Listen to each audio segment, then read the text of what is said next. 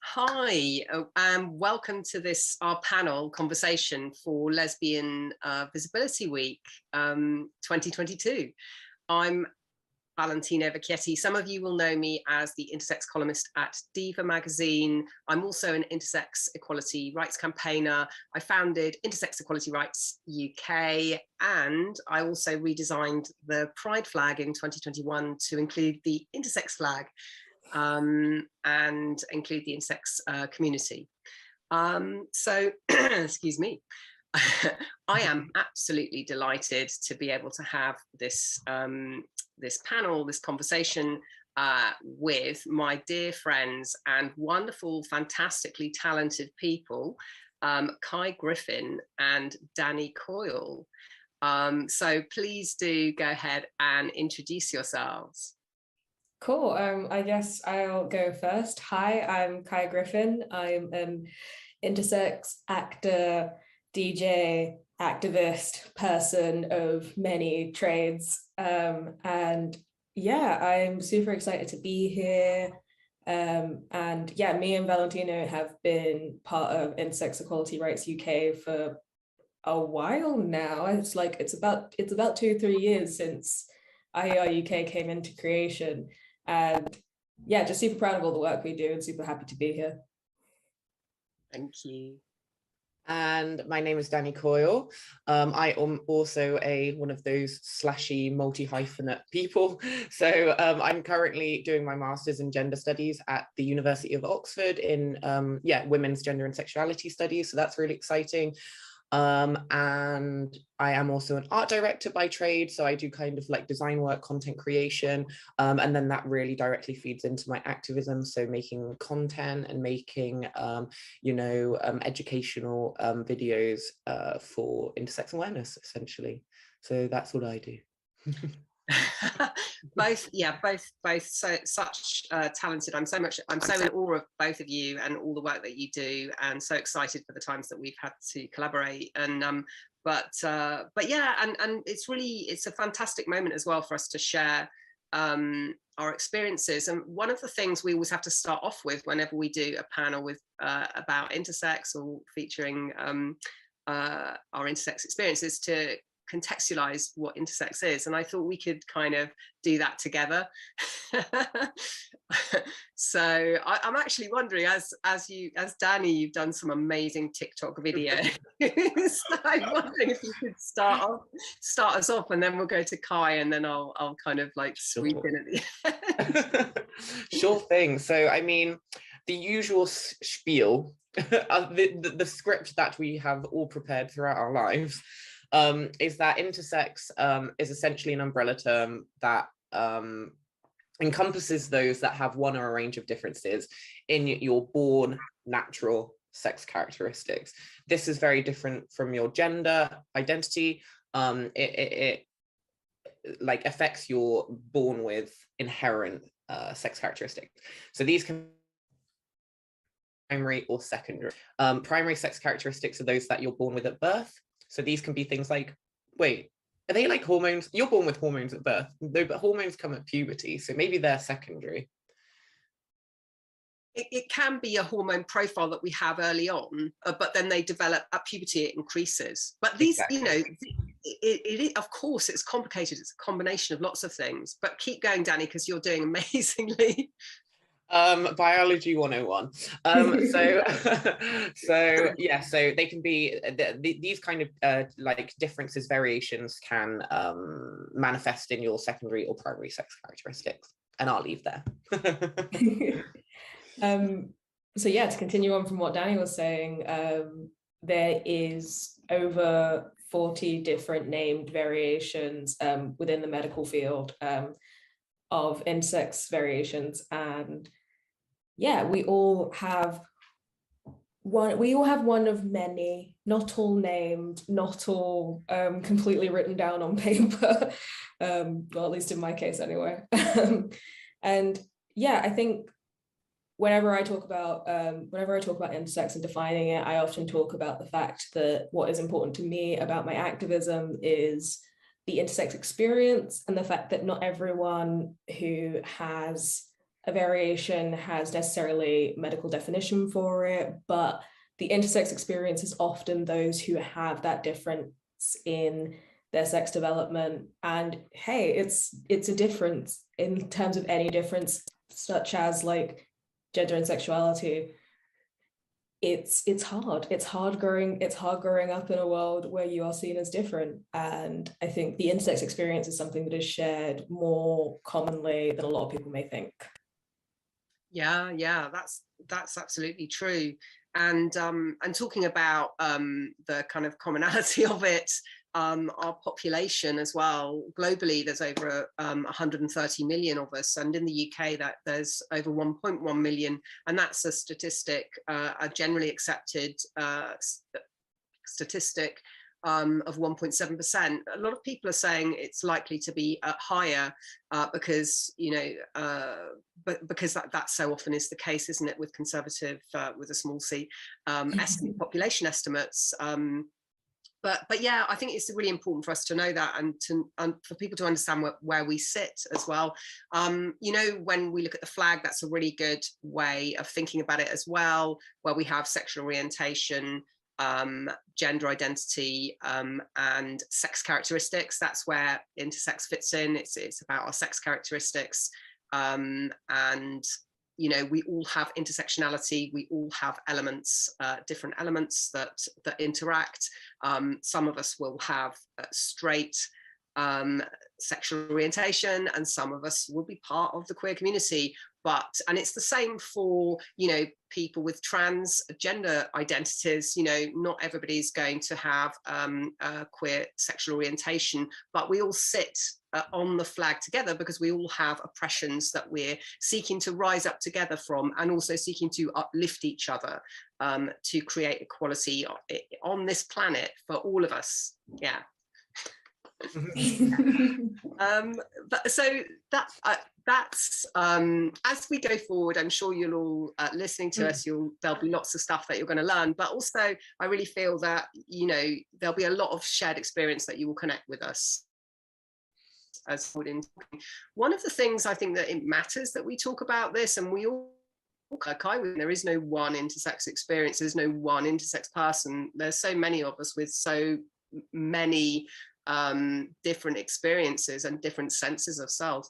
But what I would say is that because we do experience medical oppression by and large in our childhoods, and as children and as young adults, coming, you know, teenagers, and then by the time we hit adulthood and we're going perhaps to university and going out into the world, there's been quite a lot of oppression that we've experienced, and that can really have an effect on our sense of whether it's okay or not to be part of the queer community. And just to give you an idea, where we're looking at non-consensual medical interventions, which are designed to erase the physical parts of our bodies that show variation in our sex characteristics, to make our bodies seem endosex, which is the opposite of intersex, just like cisgender is the opposite of transgender.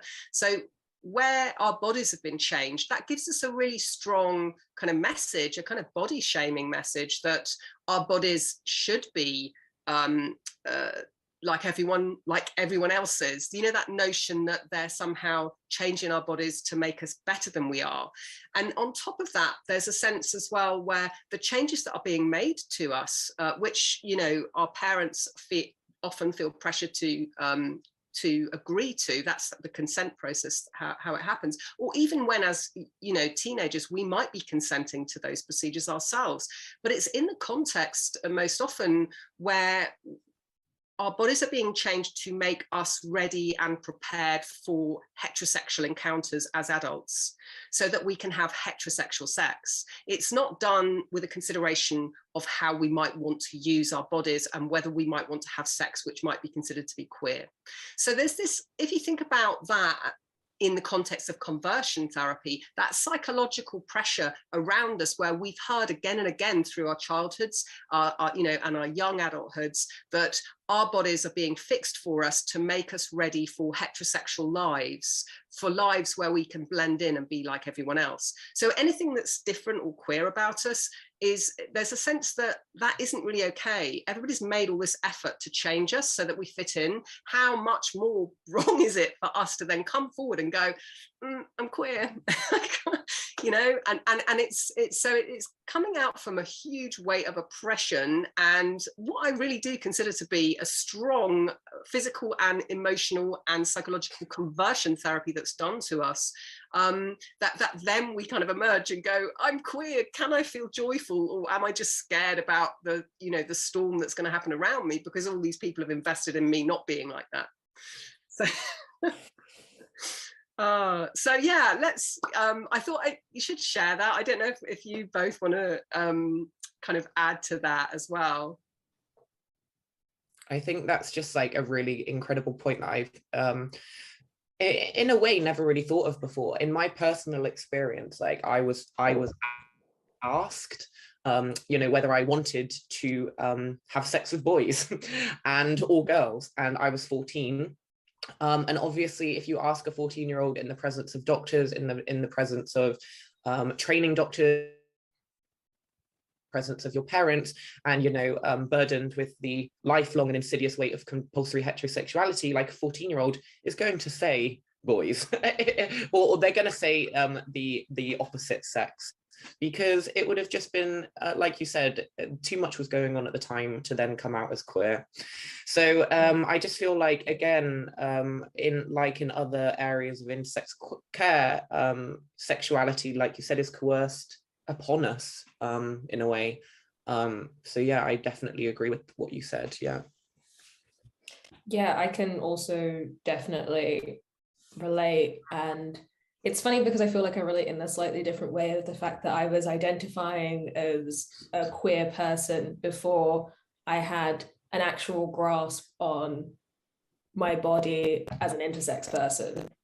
So I was kind of coming to terms with both things at the same time. And I think that as well as being a queer person, I was then dealing with the fact that I had an intersex variation, despite doctors not knowing what it was. And then also dealing with the fact that I was a Black person in medicine. So there was a lot of overall, there was a lot of oppression going on while I was going through medicine as a teenager, kind of trying to discover what was going on with my body, and still on that journey, to be honest, which is I think people forget that bodies are as fluid as how we identify, and bodies change what they're doing. My body's constantly surprising me. It's actually getting to the point where I'm like, can you just calm down? I've got other things to do. But yeah, I can definitely relate to the fact that I definitely felt this huge pressure to be like, okay, I'm definitely queer. And now I'm having to deal with the fact that I went through a big flip-flop of being like, okay, so should I start identifying as like a trans man, because the medical field view me as like this very masculine person who doesn't feel pain. So do I need to like play into that, or should I completely reject that and try and be as feminine as possible? So again, I was kind of looking, even if I just look through like my Facebook history and look at all the photos of myself, I can't express how different I look from year to year, depending on kind of what was going on in not only my intersex journey, but my queer journey and my journey as a Black person in medicine.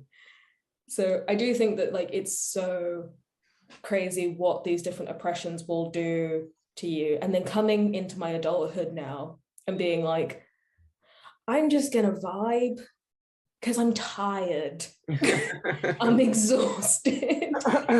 Trying to live up to any one thing is absolutely exhausting. And I think it is just a case of like, hi, I'm queer and I'm intersex, and can I just experience some joy? And that's the point I've really gotten to, where I'm like, can I just please, I'm tired. Yeah, did you want to kind of like comment on that as well, Dani? Yeah, I mean, sorry, you can hear the Oxford chiming bells. So I would say, yeah, I just think it's a really difficult space to be put in, because I mean, when I was young, which is when I think my body started changing, and I was sort of coming to terms, or not coming to terms, but like my intersex variation was at the same time, and for a lot of people, for the same time that their sexuality is becoming more prominent. You know, it's like early puberty. And this was a time that I was getting heavily misgendered. A lot of the time, people assumed that I was trans, because I was, I guess, going through male puberty as a girl. So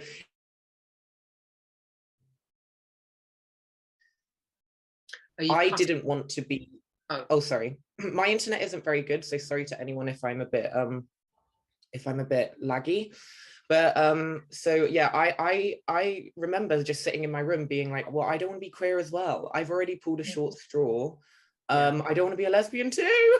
I was like, please God, no, like if you exist, please, like, you know, it literally to that point of just being heartbroken for myself. And that really took longer for me to accept than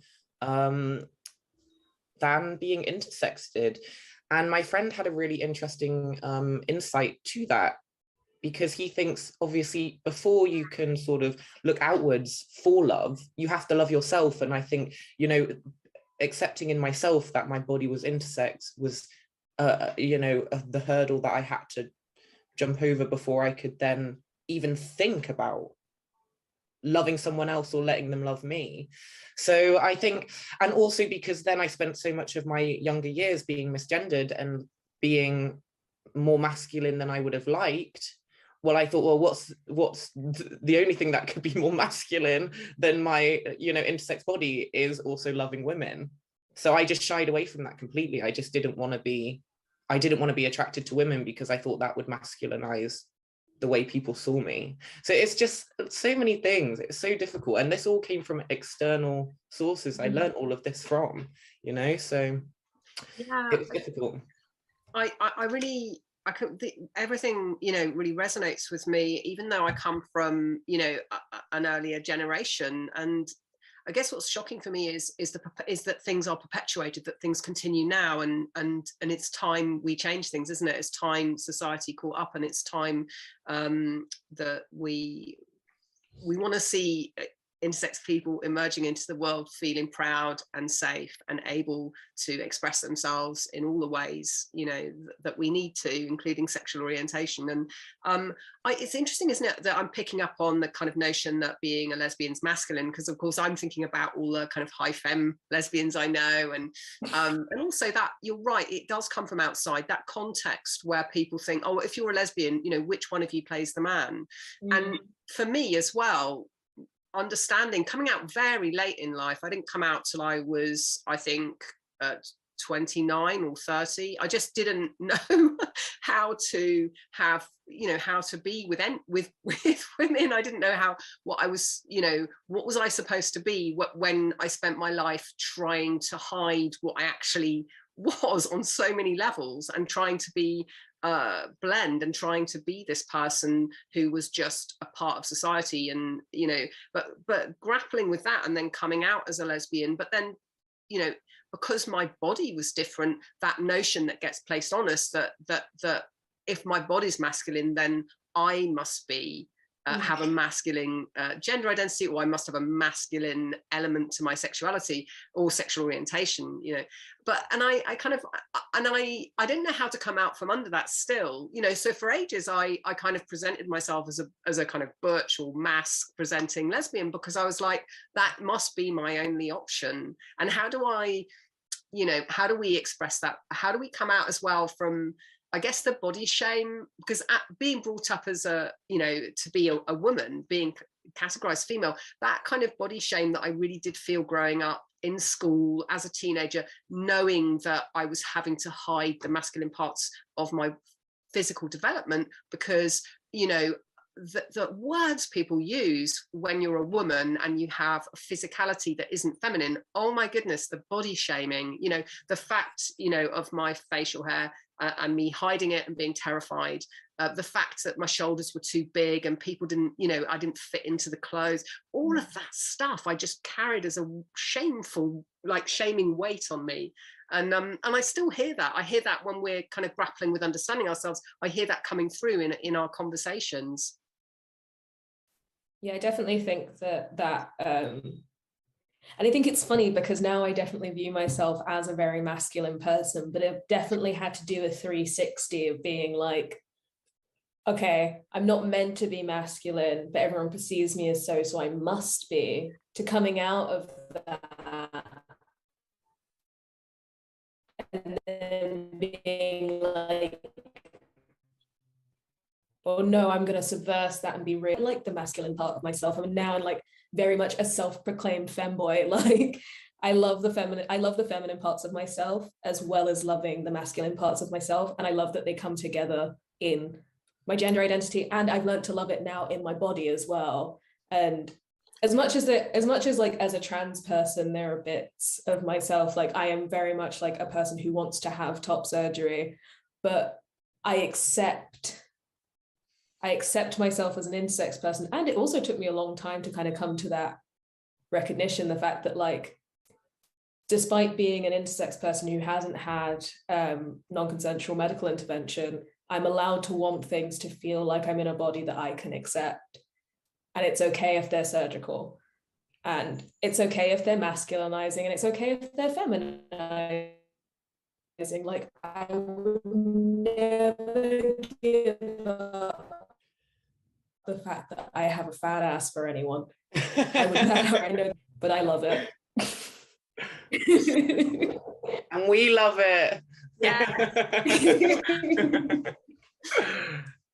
Yeah. No, it's so true. And I think just again, it's just accepting those kind of like multiplicity within yourself and the liminality, because again, I just spent so long trying to be so femme because that was what was expected of me. And I think coming to terms with like the more masculine sides of myself, like I love those sides now. I think that they're the things that make like my womanhood mine. And yeah, I mean, for me as well, Valentino, like I feel like I only came out properly last year, so that was when I was 25, and it feels so late. And I'm so like, obviously you can't judge your journey by anyone else's timeline, but it's just so frustrating that I spent 10 whole years, I that classic, like, am I asexual? Am I bisexual? Am I pansexual? It turns out I just don't want to sleep with men, so they literally turned me asexual for 10 years. So do you know what I mean? It's just like, okay, I'm gonna invoice you for that damage. But so I don't know, I just think it really takes a long time. It just takes a long time, and that's okay. Yeah, absolutely.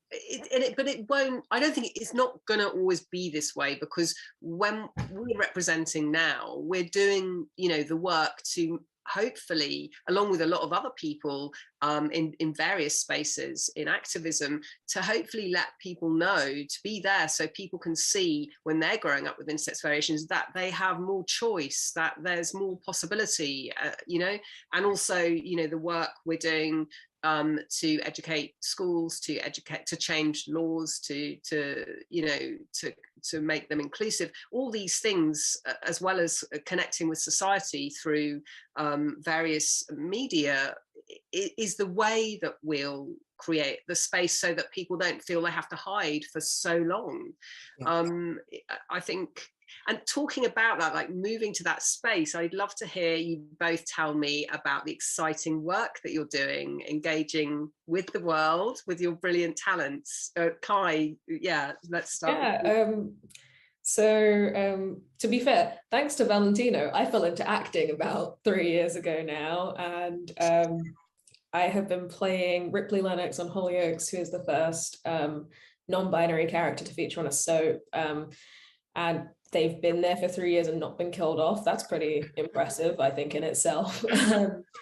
And yeah, I'm actually moving into taking a break from soap, and I'm going to be featuring in my first feature-length film this summer, which is super exciting. And I get to play an intersex character, which is super cool. And yeah, I'm really excited to kind of be, I think this is always what I wanted to do. I think I denied myself wanting to be in a performance space for a long time because of who I was and because I didn't see anyone like me in media. So I kind of pushed myself to, I was like, no, I'm going to be a filmmaker. I'm going to make the things, kind of pushing down the fact that like, I love performance.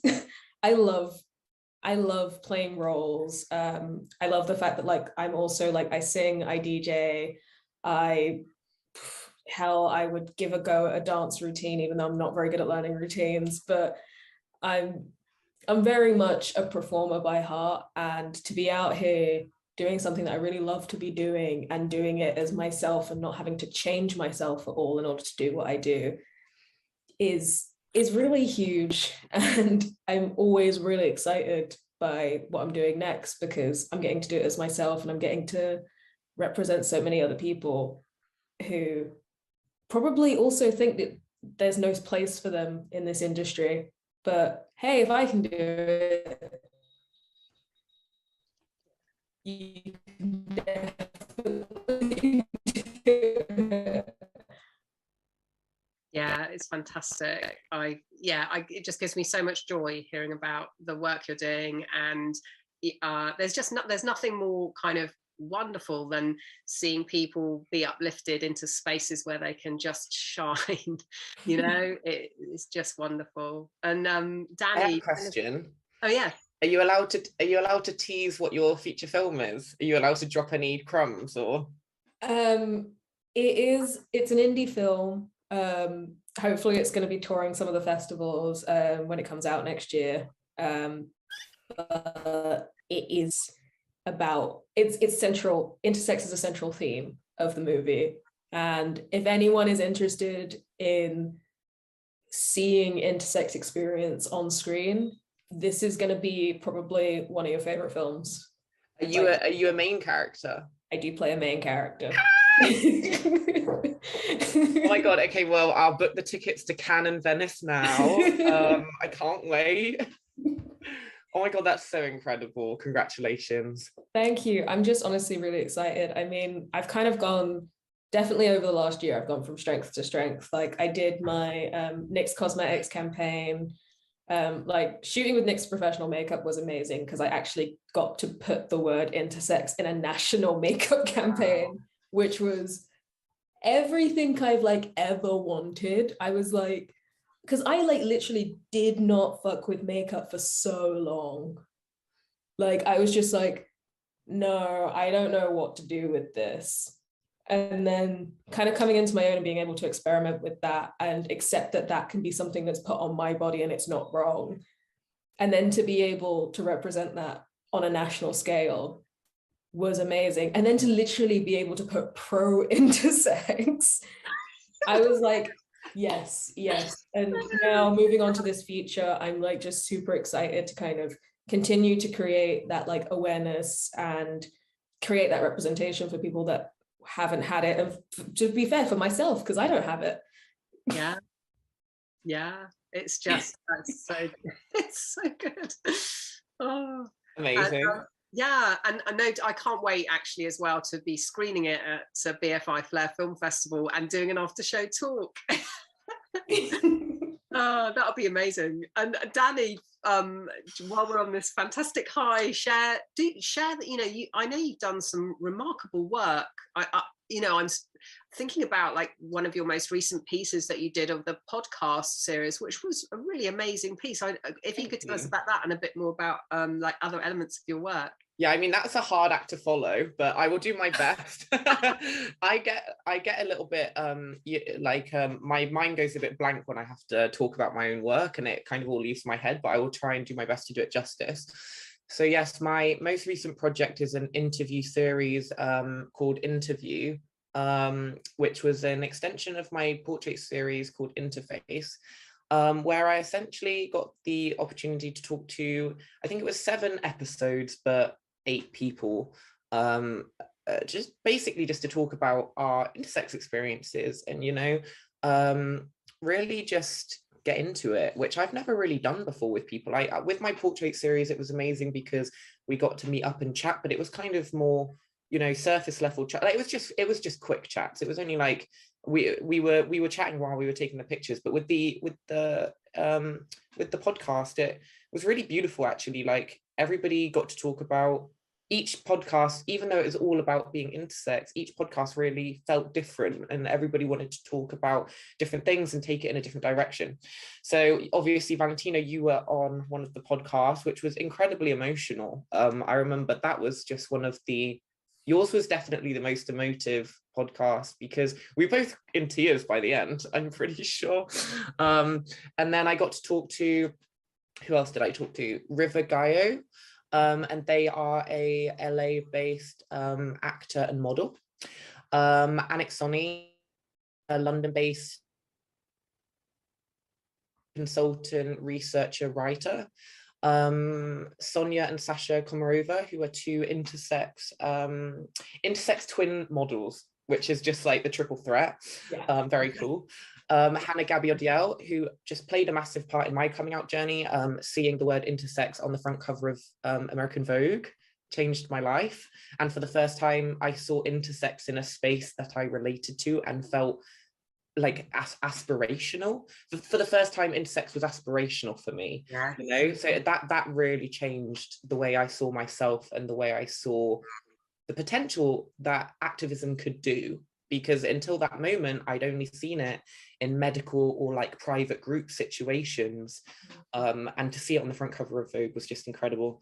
And you, of course, and I'm trying to think, I don't want to miss anyone out. Was that, I can't remember how many people I've said now. But Desiree. And Desiree, yes, exactly. And I think that's all 7. But yeah, so Desiree is a South African-based DJ who is just doing an incredible things. So yeah, we just got to chat, and that's what the podcast was all about. Yeah, and hopefully there will be a season 2, but after I've graduated now, which will be the next big project. Yeah.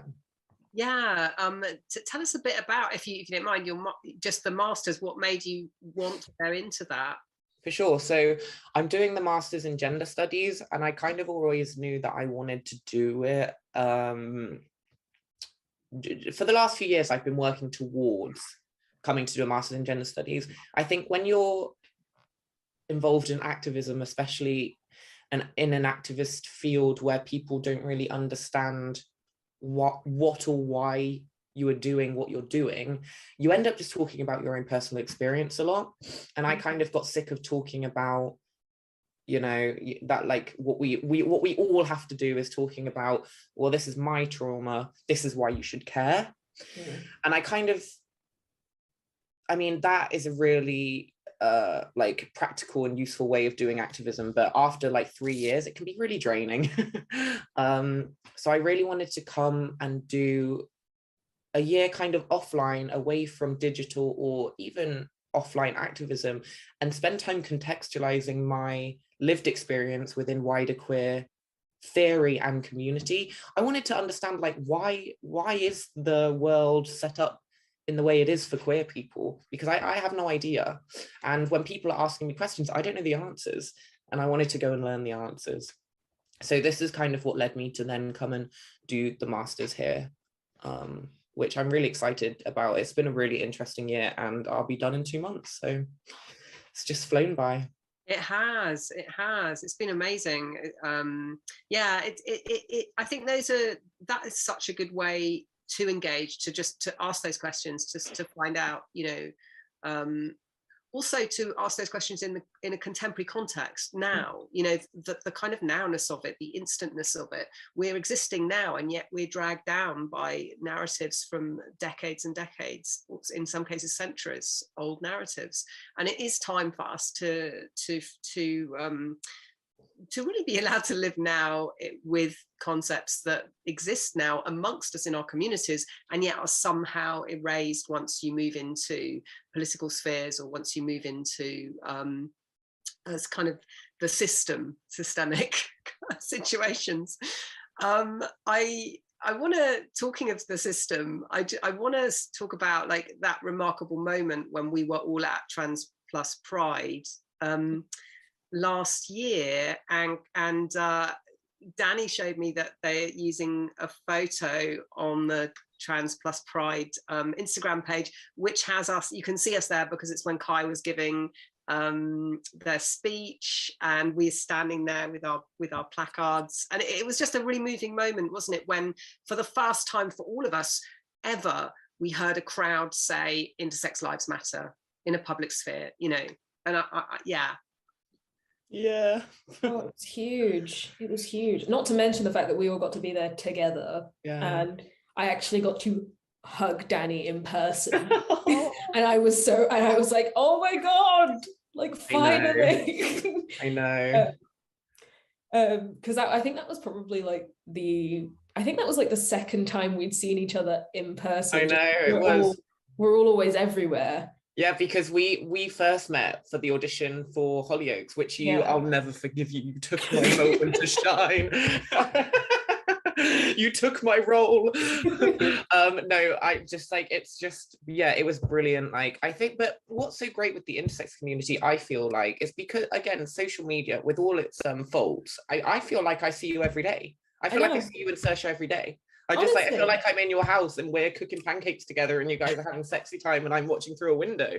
Like, do you know what I mean? Like, it's lovely. And I feel like that's what's so beautiful about our community, is that we maybe only see each other once every couple of years, but they're highlights of my year every time. So yeah, and I do always feel like, I think the one good thing about social media and social media for the intersex community is that I definitely feel like, I think I used to have a very disconnected view of family until I came into the intersex community, and then I was like, oh my God, this is what people are talking about when they're like seeing their like, it's like, oh, I saw my cousin do this on socials. It's like, that's how I feel when I see you guys do. And like, when I see you doing things for like Balenciaga, Dani, I'm always just like, oh my God, look at my little girl, yes. Oh, that means so much, honestly. That's so lovely. Yeah, and then obviously me and V are on the phone to each other at least once a week, probably crying about something, because that's what we do. But yeah, like, it is that sense of family, and it is something that I had never really, I feel like I got close when I came out kind of online, a different ball game. Yeah, you froze a tiny bit at the end of what you said there about coming into the intersex community. It was like a different ball game, it was a different sense of family. I think it was because it's a part of myself that I've learned so much about myself through just the intersex community, because the medical field gave me nothing. They gave me zero. They took. They didn't give. Yeah, they took. They literally were just like, I was like, they're like, oh, well, okay, here are some hormones, have those. And I was just in the dark about myself for so long. And then connecting with you guys and kind of creating our little intersex family has like changed my life so much. And I honestly couldn't be more grateful for who I am, because it's put me in contact with people like you guys. Oh. It's true. Just love you guys. It's so beautiful. I'm lucky enough, to have been able to see Dani more frequently as well, but being both in the same city at the moment, and that's been really beautiful as well. And like, we've got to all get together. We really do. Soon as well. That'd be really fantastic. I just feeling that joy. There's something special. I think there's something special and powerful. Seeing each other in person means so much, but also sharing. We all met each other in kind of queer spaces, really, and there's something powerful about the queer community and how it can uplift us and how it can embrace us, and also how the queer community can be our allies. And that's something that we're still engaging with. We're still creating knowledge so that that's possible, because I know when the flag went viral, when I did this in 2021, it was an amazing moment of solidarity across the globe when it went viral, and people were like, yeah, we're here for the intersex community. But there's so much more work that we need to do. And I'm so excited, because we're all engaged in that kind of connection and in that work in different ways with our creativities, and that's really beautiful. I want to talk about us as queer beings, who's dating, who's in a relationship, because share it with our lesbian friends. Ladies, NBs, call me. Imagine. This is the PSA. This is the PSA. Yeah. I like get Daddy Bay right now. Okay, well, you go first because I feel like your love life will be so much more interesting than mine. Oh, well, if I feel like if anyone follows me on socials or pretty much knows anything about me, you know that I'm an engaged little boy. Like, I'm very much in love with my partner Sorsha. We've been together for about 2 years now, and yeah, we're planning on getting married next summer. So that's fun. That's a vibe. Queer love exists and thrives. Yeah. We're living proof of that, and I honestly I've never been happier, and I've never been more comfortable in a relationship. And it's the fact that before Sorsha I was dating predominantly men, and then started dating Sorsha, and within a couple of months it was like, oh my god, I don't like men. This makes so much sense why I was like so uncomfortable this whole time. And then yeah, with me and Sorsha both being like trans non-binary, I think that it's also that case of like, and also having like variations in our sex characteristics, with Sorsha having PCOS and us having such similar yet such different experiences. I think that I honestly found someone who I never thought I would connect with on so many different levels, and that's just queer love for you. I think that's always the thing. I think there's nothing more beautiful, because I think that there are levels of connection that you don't quite get in heterosexual relationships, not to put a dampener on them or anything, but there are just a set of experiences that if you're like a cis woman dating a cis man, that you will never be able to relate on.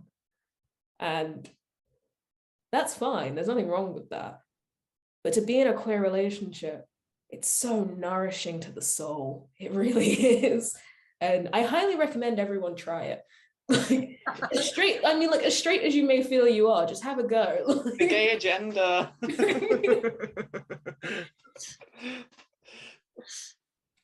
But yeah, like I couldn't be happier, and I can't believe I'm I never thought I'd get married. That wasn't even on my agenda. I was like, nah, I'm gonna be like the cool like gay uncle who like never gets married and travels the world and stuff. But now I get to do that with someone else and actually want to do it, which I think is pretty freaking cool. It's so beautiful. It's so beautiful. And also, you know me and my love of fashion. I can't wait for us all to dress up at your wedding and just like be glorious. But it's such a beautiful thing. We all have different experiences or different things we want out of life. Some of us want to be, in that bonded relationship at different times in our lives, and some of us want to be kind of single or just, exploring. But it's lovely seeing it around me. I'm in that space where I'm kind of dedicated to my work so much that I'm just not looking for anything. And also I'm still struggling, with my senses of body shame and my senses of how safe I feel in relationships, simply because of the weight I carry of past trauma, that I didn't really, I've had some relationships and I didn't really find a sense where I've overcome my trauma still.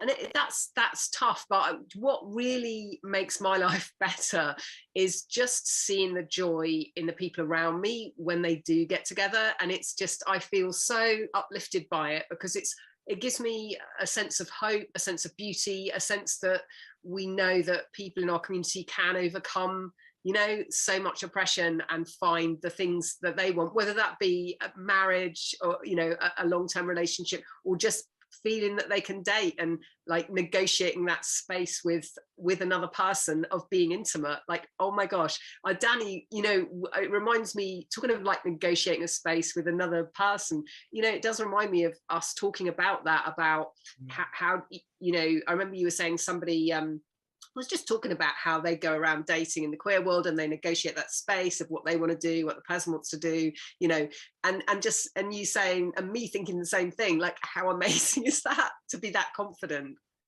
Yeah, for sure. And I think for me, like I said, I kind of only came out last year. I spent I kind of spent my entire life like waiting. I mean, for me, I think I was just like indoctrinated by books and films where you think you're going to grow up. You know, there are many men that I find attractive behind a screen or in the page of the book. So I'm kind of thinking, I fancy Edward Cullen, so I must be straight. Like, do you know what I mean? Like, I equate in my mind, like, okay, well, this fictional man is a man, therefore I am straight.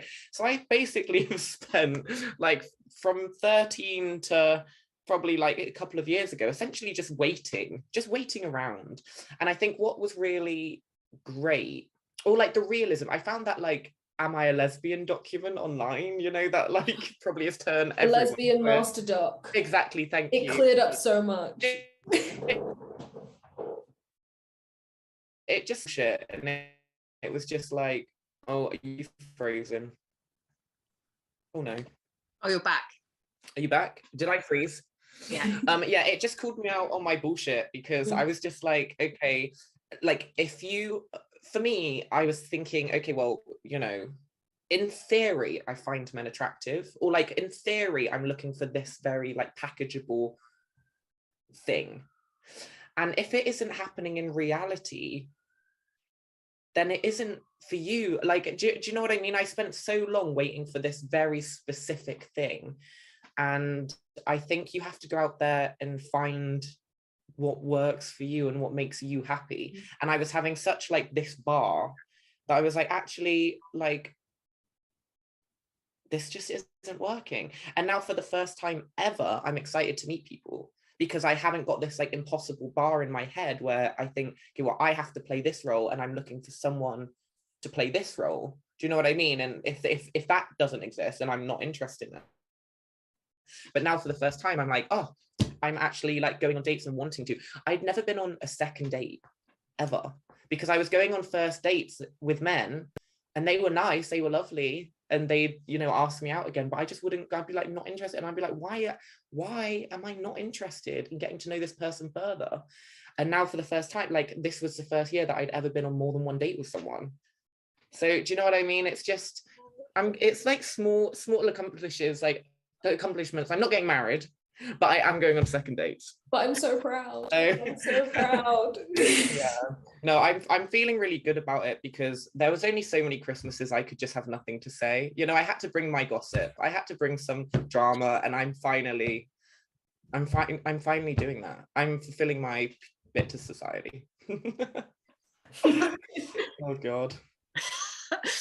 Well, I mean, I know I'm so excited as well because there's so many fantastic lesbians who'll be watching this and thinking, oh my goodness.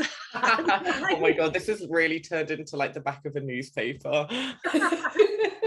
But like, how do we do that? How do we connect with our lesbian community? How do we find dates? You know, how does that happen? Do we go on apps? You know, how comfortable are we to do that? And how much more work maybe do we need to do with the lesbian community so they kind of get who we all are and and what it means? I'm just wondering. I'm too scared to go on a dating app. You shouldn't be. Give the people what they want. Give them what they want. Give them what they want and demand.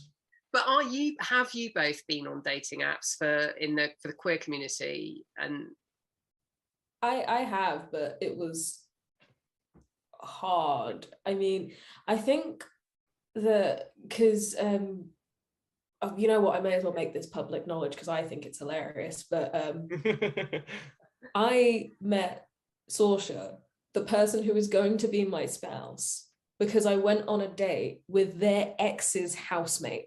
Wow. It's the gayest thing that you've ever heard.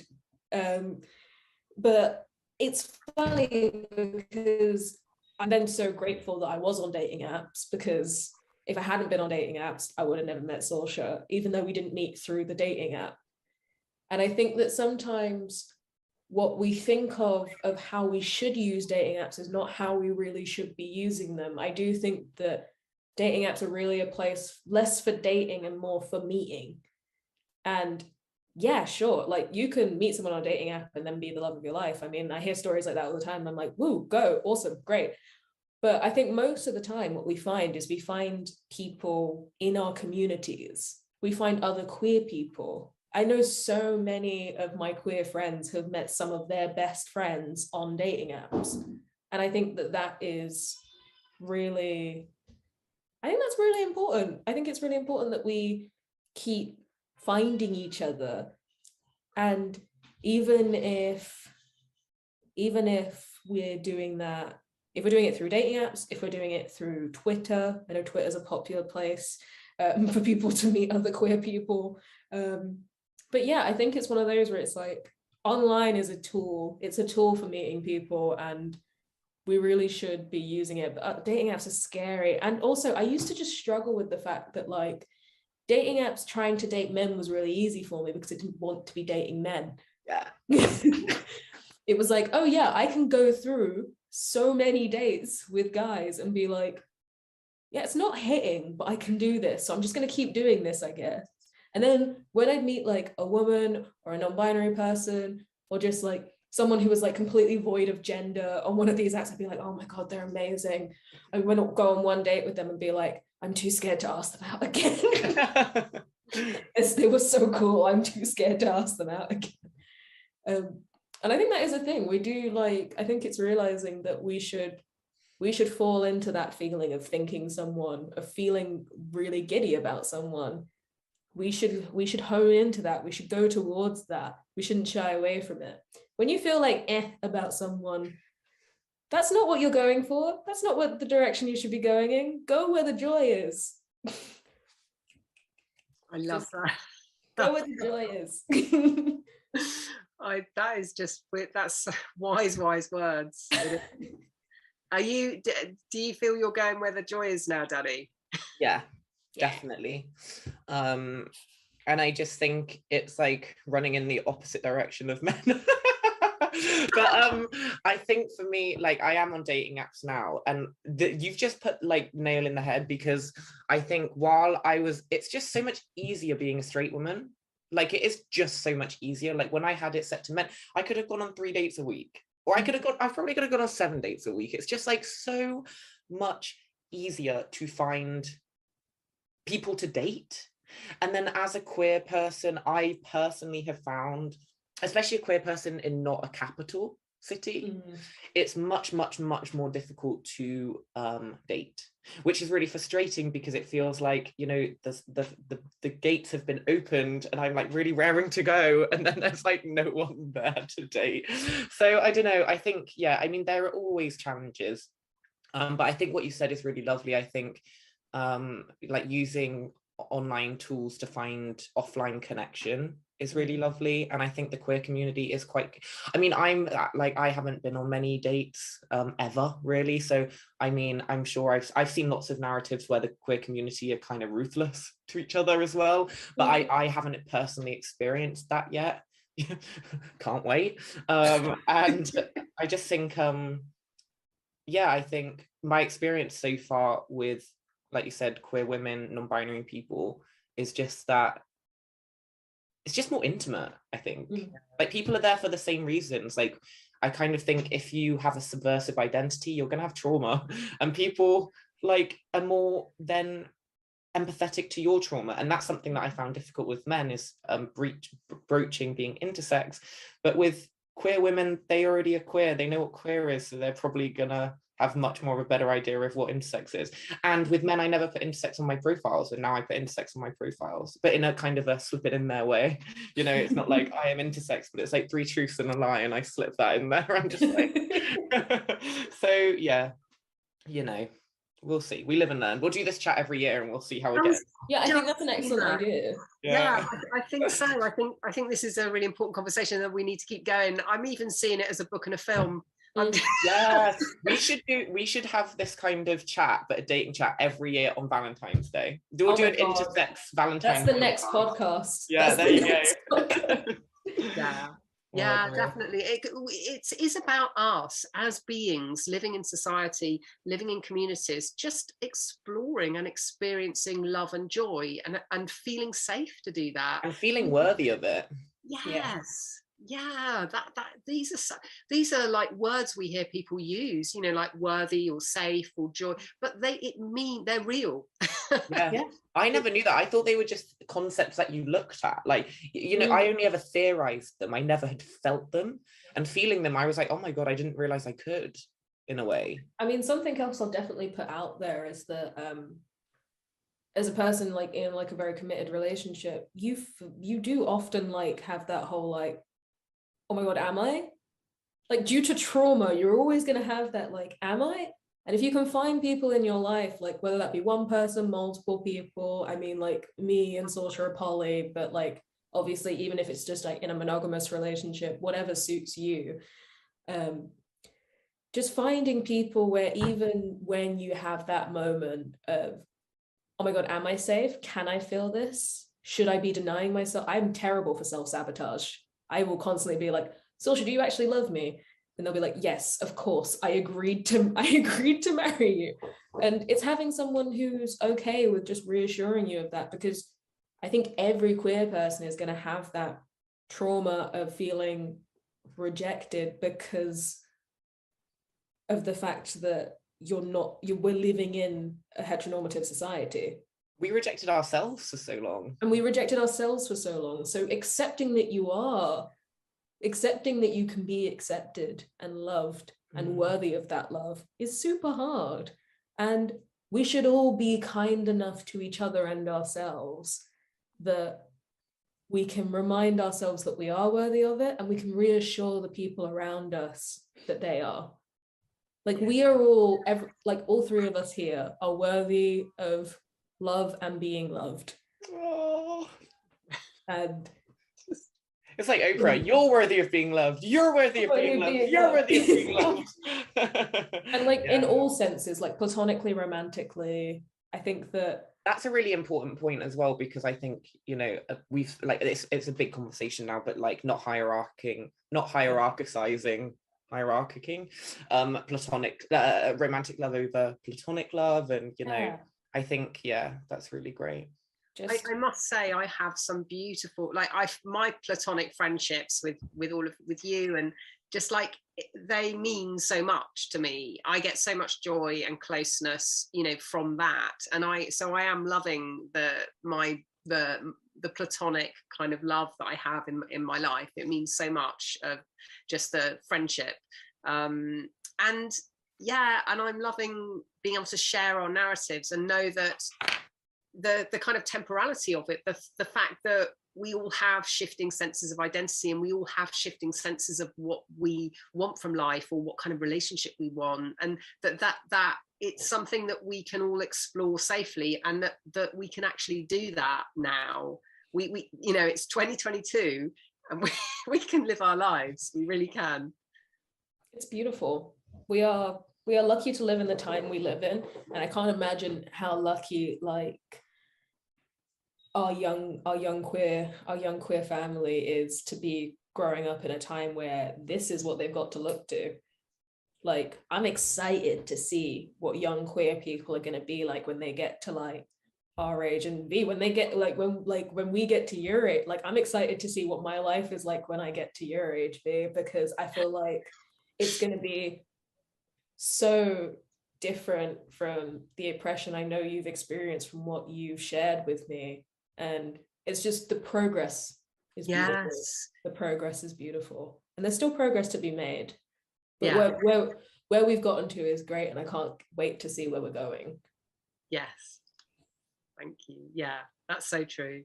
I want to say to everyone watching, thank you so much, and for sharing our conversation, sharing our joy, sharing our understanding of the oppressions, some of the oppressions we're experiencing.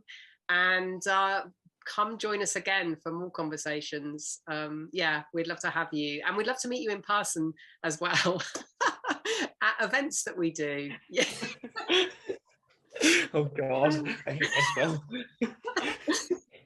Look out for our work. I'll see if we can get some links to the different work that we're all doing under when this for like wherever these I know these are being live streamed, but wherever they go up in a permanent way, which I think we're going to have them up permanently for Lesbian Visibility Weeks, maybe on YouTube, and we'll get some links put up under our video. We've got a video up from last year that we did as well. If anyone wants to check out that, I'll see if we can get a link put to that. That's on YouTube. That's with me, Kai, and Saoirse. I haven't seen this. I need to watch this. Oh yeah. We've also got another panel coming where we're talking about more about just queer relationships. That'll be with me, Saoirse, and a few other lesbian identifying couples. So that will be at some point over Lesbian Visibility Week. So tune in for that as well. Yeah, definitely. And is there anything I was going to say? Is there anything else that you want to share as well about Balenciaga or any of your work, Dani? Me? I don't think so. Oh, cool. No. Just thanks for sharing in the space with us. To whoever's watching. It's lovely. So so goodbye from me, and goodbye from Kai and Dani, and we'll see you all again very soon. Thank you. Bye. The wave, the awkward wave. I haven't turned off the recording yet though. Look, with my blurred background, my hands get like really, I don't know where they are.